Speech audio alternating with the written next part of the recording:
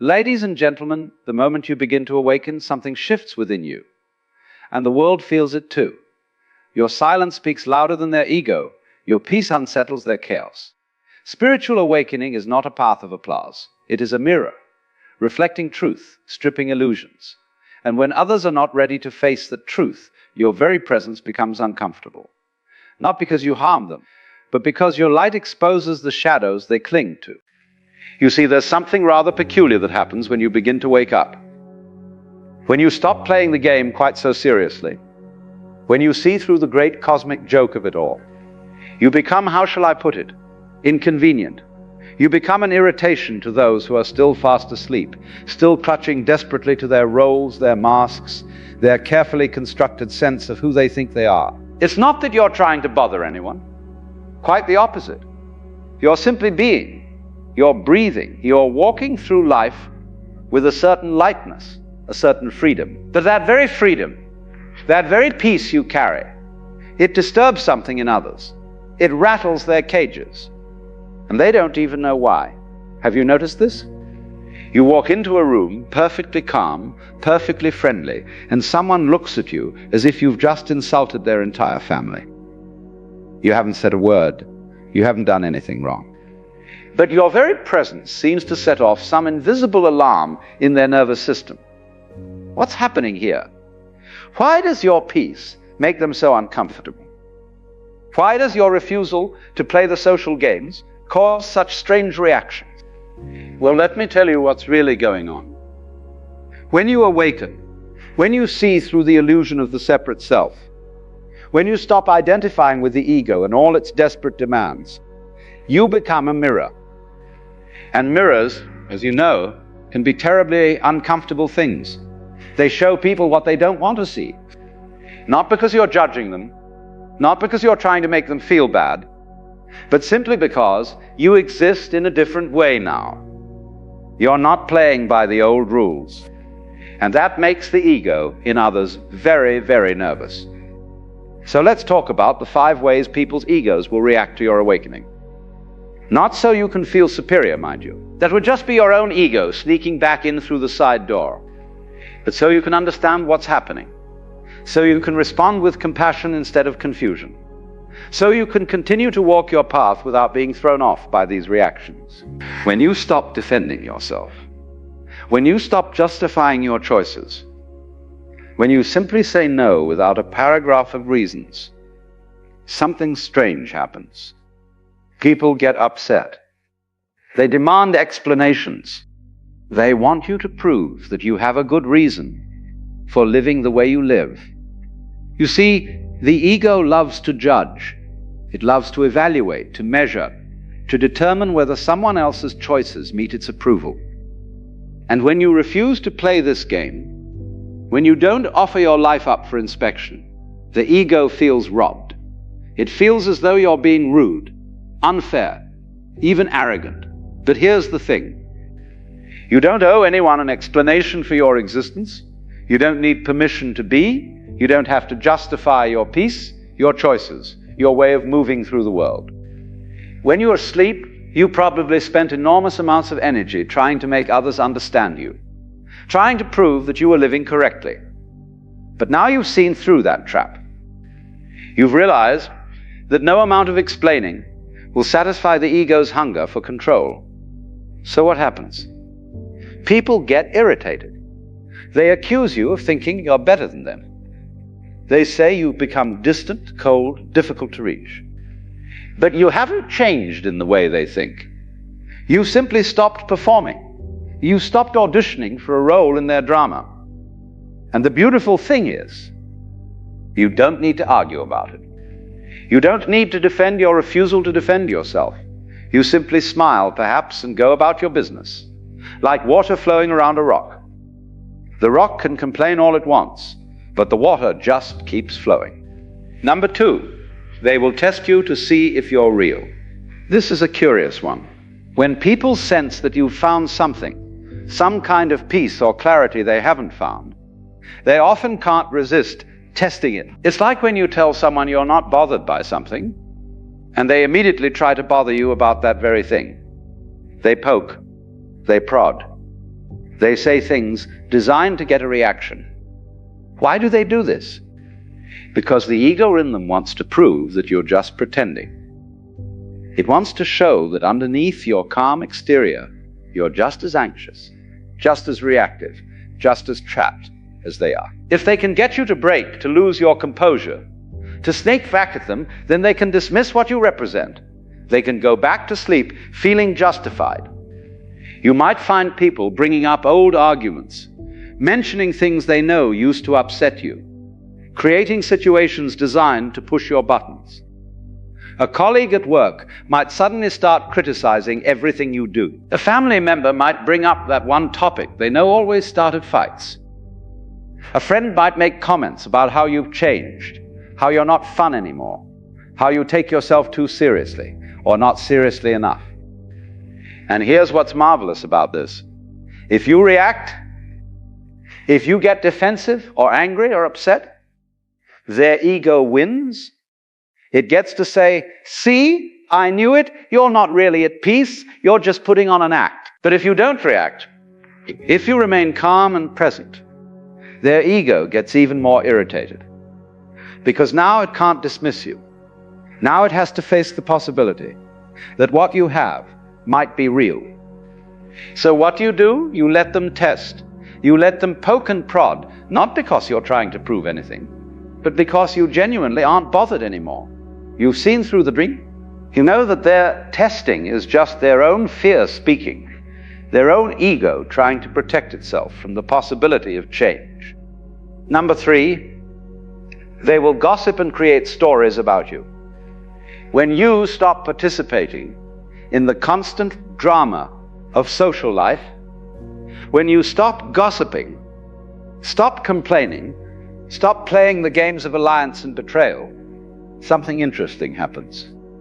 You become a subject of gossip yourself.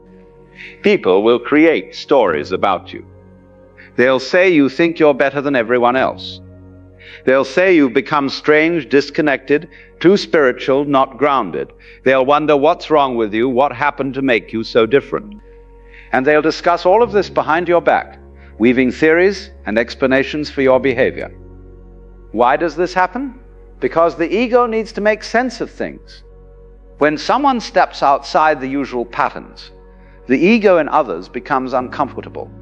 It needs to categorize, to label, to put you in a box it can understand. And if it can't find a box that fits, it will create one. Usually a box that makes you seem flawed, or foolish, or misguided in some way. You might hear through others that people are saying you've had some kind of breakdown, or that you're going through a phase, or that you've joined some weird spiritual cult. The stories will vary, but they'll all have one thing in common. They'll all be attempts to explain away what's happening with you in a way that protects their own worldview. And here's the thing. You cannot stop this. You cannot control what others say about you. If you try, if you go around defending yourself, correcting the stories, setting the record straight, you'll exhaust yourself. You'll be pulled right back into the drama you've been trying to step away from. The awakened response is to let them talk. Let them create their stories. Let them gossip and theorize and worry about you if they want to. Their stories have nothing to do with you anyway. Their stories about their own fears, their own resistance to change, their own unwillingness to question the game they're playing. As they say, what others think of you is none of your business. And it really isn't. You are not the character in their story. You are simply you, walking your path, being present, living with awareness. The rest is just noise. Number 4, they will try to pull you back into old patterns. This one can be particularly tricky, especially with people you've known for a long time. Family members, old friends, people who knew you before you woke up. They remember the old you. The you who played the games, who got upset about the things they got upset about, who participated in all the usual dramas. And now you've changed. You don't react the same way. You don't get pulled into the same arguments. You don't play your old role in the family dynamic or the social group. And this makes them uncomfortable, very uncomfortable. So what do? They try to pull you back. They'll bring up old memories, trying to remind you of who you used to be. They'll invite you into old patterns of relating. They'll create situations where you're expected to play your old part. And if you don't, they'll express hurt or confusion or frustration.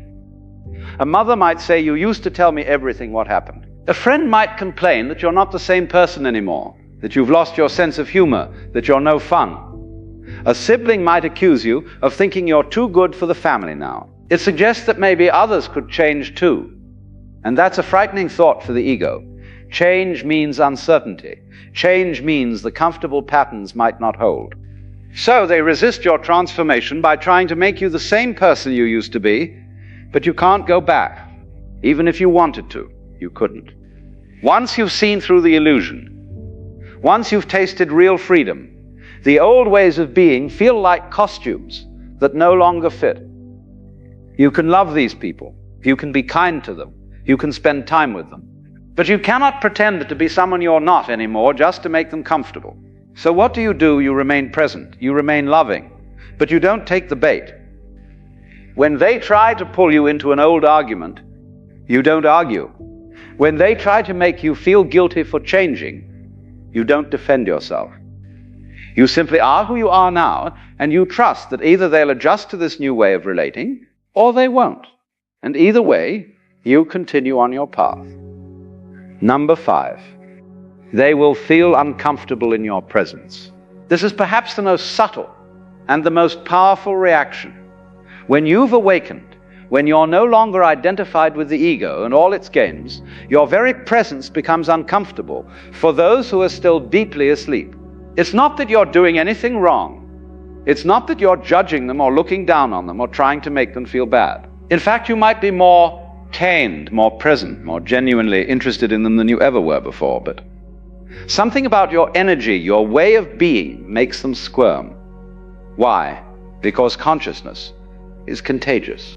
When you're present, when you're not caught up in the constant chatter of the mind, when you're simply being, it creates a space of stillness, a space of awareness.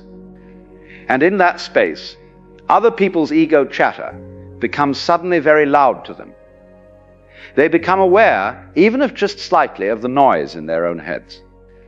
They become aware of their own anxiety, their own restlessness, their own constant need to be somewhere else, doing something else, being someone else. Your peace mirrors their chaos. Your stillness reflects their agitation. And instead of using this as an opportunity to question their own way of being, the ego's first instinct is to blame you for making them uncomfortable. It's your fault they feel this way. You're too serious. You're too calm. You're too quiet. Something must be wrong with you if you're not as anxious and busy and worried as they are. You might notice people don't want to sit with you in silence.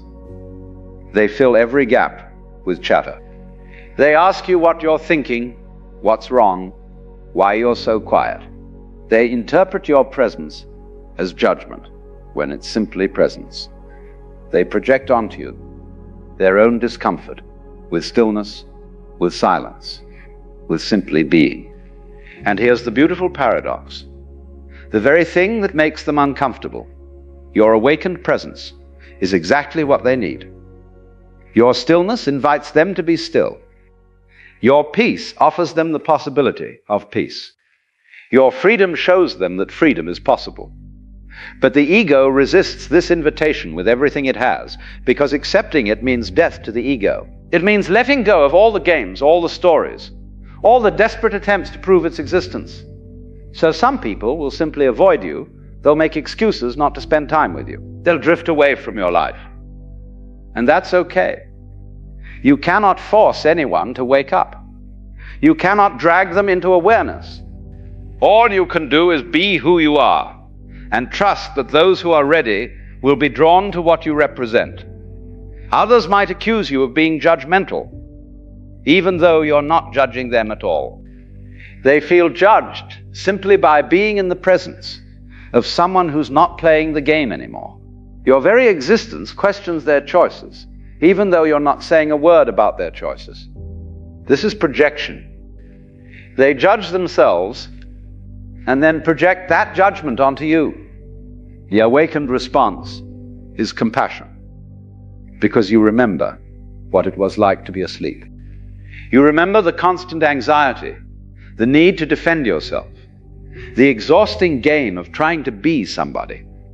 You remember how uncomfortable it was to be around anyone who seemed to have found something you were still desperately seeking. So you don't take their discomfort personally. You don't make it mean anything about you. You simply continue to be present, to be kind, to be available if they want to talk, or be silent together. Now here's what's important to understand about all 5 of these reactions. They are not about you. They're about the other person's relationship with their own ego. When you awaken, you become a mirror. And what people see in that mirror is not you, it's themselves. They see their own fears, their own resistance, their own attachment to the game they're playing. Some will look in the mirror and feel inspired. They'll want to know what you've found. They'll ask questions. They'll be curious about this peace you seem to carry. These are the ones who are ready, who are beginning to wake up themselves. They recognize in you something they've been looking for, even if they don't know what to call it yet. But others will look in the mirror and feel threatened, and they'll react in one or more of the ways we've discussed. They'll demand explanations, test you, gossip about you, try to pull you back, or simply feel uncomfortable around you. And all of this is just the ego's way of protecting itself from the possibility of change. The woman who glares at you in the grocery store is not really seeing you.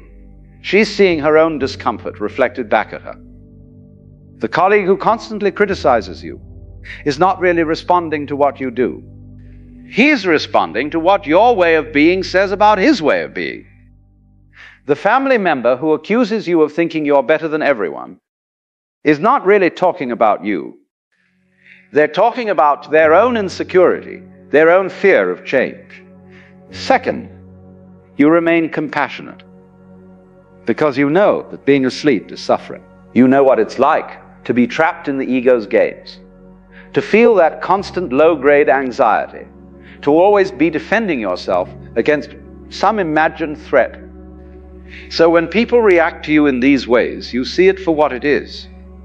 Cry for help, a desperate attempt to maintain the only sense of self they know.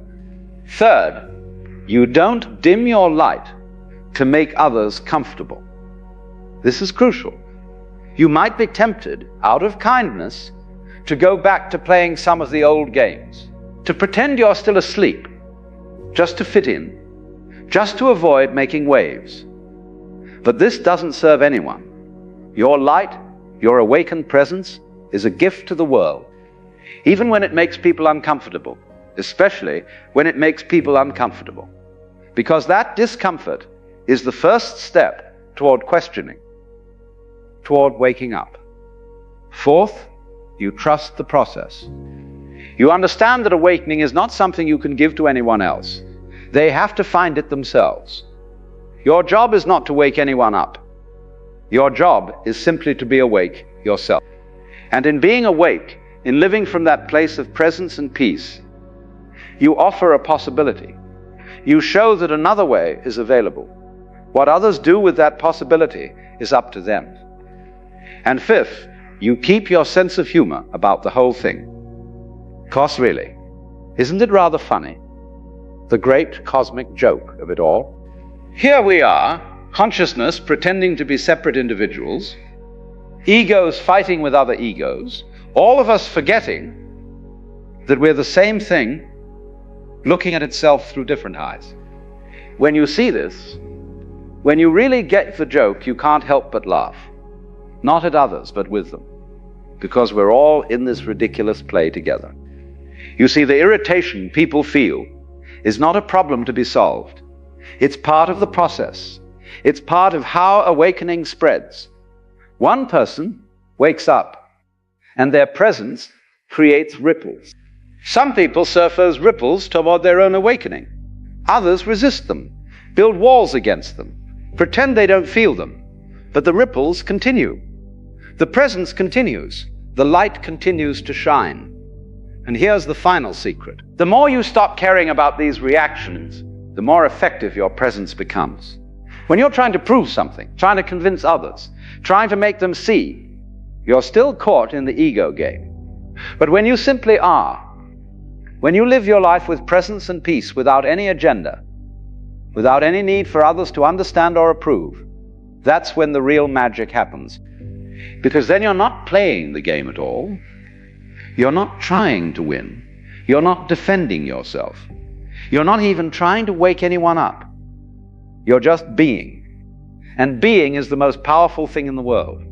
Being is what the ego cannot withstand. Being is what gradually dissolves all the games, all the stories, all the desperate attempts to be somebody special. So let them react. Let them demand explanations. Let them test you. Let them gossip. Let them try to pull you back. Let them feel uncomfortable. It's all part of the dance. It's all part of the play. And you just keep being present, aware, free. You walk through the world like water through rocks, like wind through trees, like light through darkness. Not forcing anything, not resisting anything, simply flowing, simply being. And in that simple being, you offer the most powerful teaching of all. The teaching that has no words. The teaching that cannot be explained. The teaching that irritates every ego it encounters because it shows, without saying a word, that the emperor has no clothes. That the game we're all playing is just a game. That underneath all the roles